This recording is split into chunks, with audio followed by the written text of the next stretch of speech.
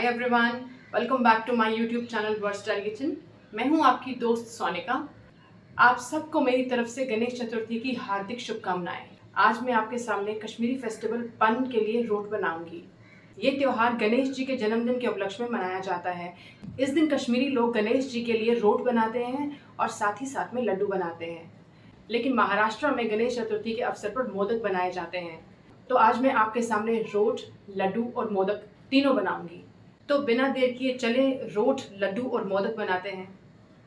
आज मैं सबसे पहले पन पूजा के लिए रोट बनाऊंगी, जिसके लिए मैंने 5 पाव आटा ले लिया है, 300 ग्राम चीनी का बूरा, 2 से 3 टेबलस्पून खसखस के बीज, 2 से 3 टेबलस्पून दूध, आधा कप सूखा नारियल जिसे मैंने मोटा मोटा कद्दूकस कर लिया है, आधा कप पतले पतले लंबे कटे हुए बादाम, 4 मोटी वाली काली इलायचियाँ जिनका मैंने छिलका निकाल करके उनके बीज को दरदरा पीस लिया है। रोट में इनका बहुत ही अच्छा फ्लेवर आता है। 300 ग्राम दूध, आप कोई भी दूध ले सकते हैं, फुल फैट या लो फैट, और 250 ग्राम देसी घी। अब मैं रोट बनाने के लिए सबसे पहले उसका आटा बनाऊंगी, जिसके लिए मैंने जो आटा लिया है उसके अंदर मैं सारा का सारा देसी घी डाल दूंगी और इसे अपने हाथों के साथ बहुत ही अच्छे से मिक्स कर लूँगी। आटे और घी को हम अपने हाथों के साथ मसल मसल के मिक्स कर लेंगे ताकि दोनों चीज़ें बहुत अच्छे से मिल जाएं और इनमें बहुत ही अच्छा सा मोइन क्रिएट हो जाए। अगर आपको सिर्फ मोदक ही बनाने हों तो आप हर चीज़ का 5वां हिस्सा ले सकते हैं, जिससे आपके मोदक बहुत आसानी से बन जाएंगे। बहुत अच्छे से मिक्स करेंगे हम इसे।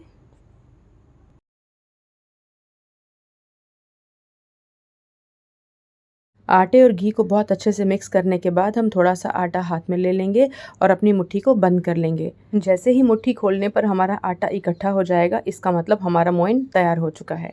अब मैं इसके अंदर आधा कप कद्दूकस किया हुआ नारियल भी डाल दूंगी। काली मोटी इलायची के दरदरे पीसे हुए बीज भी मैं पूरे आटे पे अच्छे से स्प्रेड कर दूंगी। अब मैं इसमें आधा कप पतले पतले लंबे कटे हुए बादाम भी डाल दूंगी। अब इन सब चीज़ों को हम बहुत अच्छे से मिक्स कर लेंगे।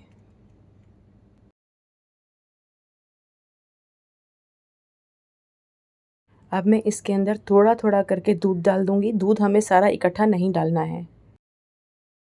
दूध के साथ ही मैं इसके अंदर 300 ग्राम चीनी का बूरा भी डाल दूंगी। चीनी डालने के बाद मैं सब चीज़ों को बहुत अच्छे से मिक्स कर लूँगी और धीरे धीरे इस आटे को मैं गूंदना शुरू कर दूंगी।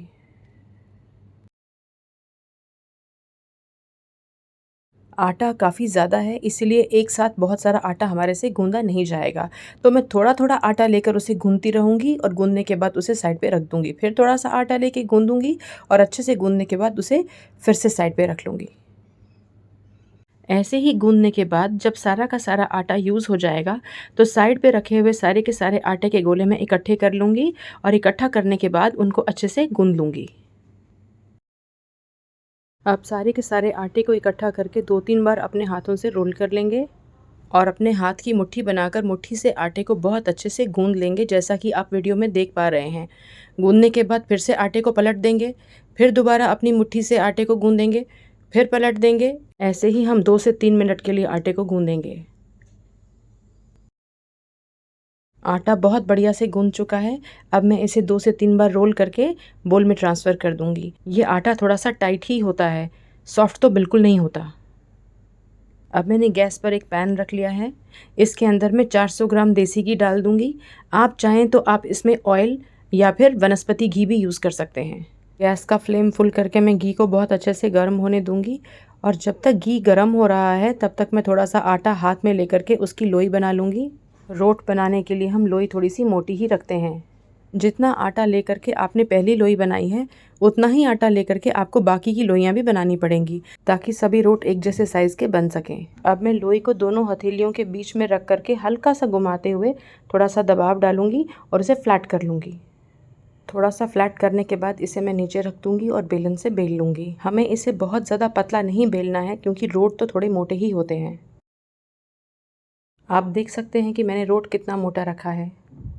रोट बनाने के बाद इसके किनारों को मैं उंगलियों से दबाते हुए इसके किनारों पे एक डिज़ाइन बना लूँगी। आप चाहें तो आप इसे सिंपल भी रख सकते हैं।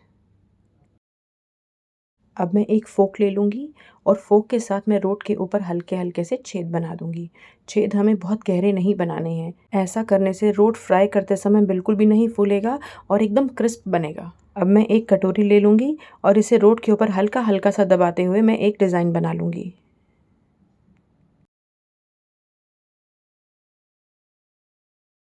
डिज़ाइन बनाने के बाद मैं इसे हल्का सा मिल्क वॉश दे दूँगी, यानी कि इसे दूध से मैं कोट कर लूँगी।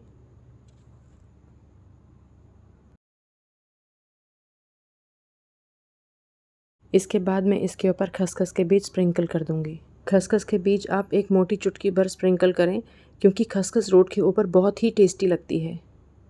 अब मैं रोट को धीरे धीरे से स्पैचुला की मदद से बोर्ड से उठा लूँगी। आप चाहें तो आप इसे अपने हाथों से भी थोड़ा सा ध्यान से उठा सकते हैं। अब मैं रोट को उठा करके बहुत ही धीरे से और बहुत ही नज़दीकी से गरम गरम घी में डाल दूँगी। अगर हम ऊंचाई से गरम घी में रोट को डालेंगे तो गरम घी की छींटों से हम जल सकते हैं। रोट को कढ़ाई में डालते ही हम गैस का फ्लेम मीडियम कर लेंगे और इसे 3 मिनट के लिए पकने देंगे और स्पैचुला से रोट को हल्का हल्का सा टैप करेंगे। 3 मिनट के बाद हम 2 स्पैचुला की मदद से बहुत ही ध्यान से इसकी साइड चेंज कर लेंगे और इसे स्पैचुला से हल्का सा टैप करके फिर से 3 मिनट के लिए पकने देंगे। हम इसकी साइड्स तब तक चेंज करते रहेंगे जब तक हमारा रोट लाइट ब्राउन ना हो जाए। आप देख सकते हैं हमारा रोट कितना सुंदर ब्राउन हो चुका है। अब इसका एक्सेस ऑयल ड्रेन करके हम इसे प्लेट में निकाल लेंगे। अब यही सेम प्रोसेस रिपीट करते हुए हम बाकी के सारे रोट भी बना लेंगे।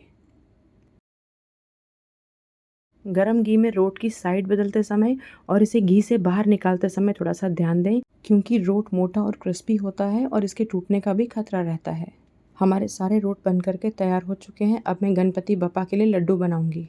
लड्डू बनाने के लिए मैं थोड़ा सा आटा हाथ में ले लूँगी और इसकी एक लोई बना लूँगी और लोई बनाने के बाद इसे मैं अपने हाथों में लंबा लंबा रोल कर लूँगी। अब मैं इसमें से थोड़ा सा आटा तोड़ लूँगी और फिर से इसका एक लंबा सा रोल बना लूँगी।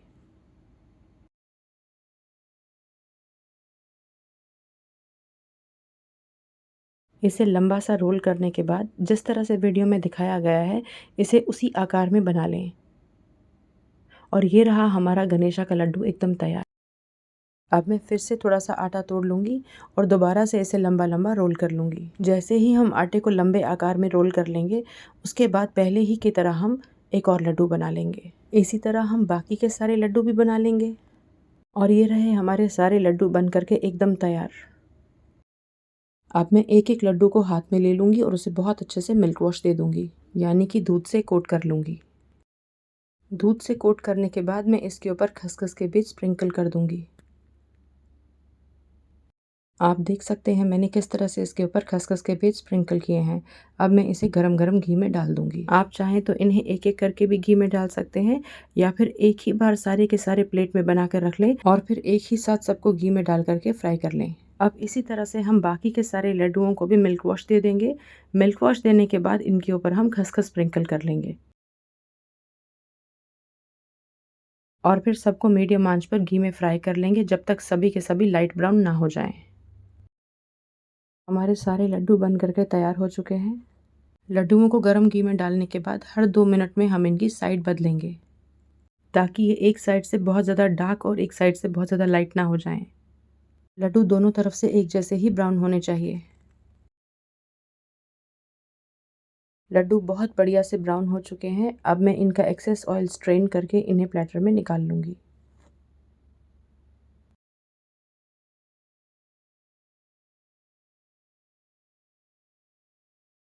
हमारे गणपति बप्पा के फेवरेट लड्डू बन करके तैयार हो चुके हैं। अब मैं मोदक बनाऊंगी। मोदक बनाने के लिए मैंने एक मोदक मोल्ड ले लिया है और उसे बहुत अच्छे से ग्रीस कर लेंगे।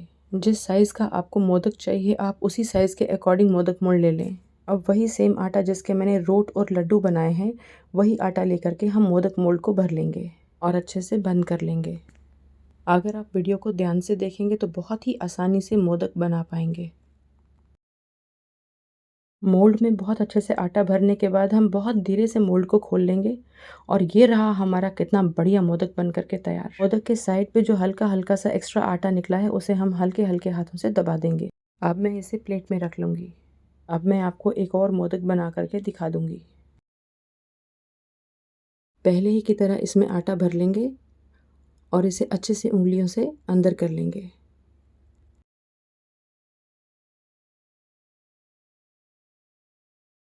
अब मैं फिर से मोदक के मोल्ड को खोल लूँगी और ये रहा हमारा दूसरा मोदक भी बन करके एकदम तैयार। अब ऐसे ही हम बाकी के सारे मोदक भी बना लेंगे।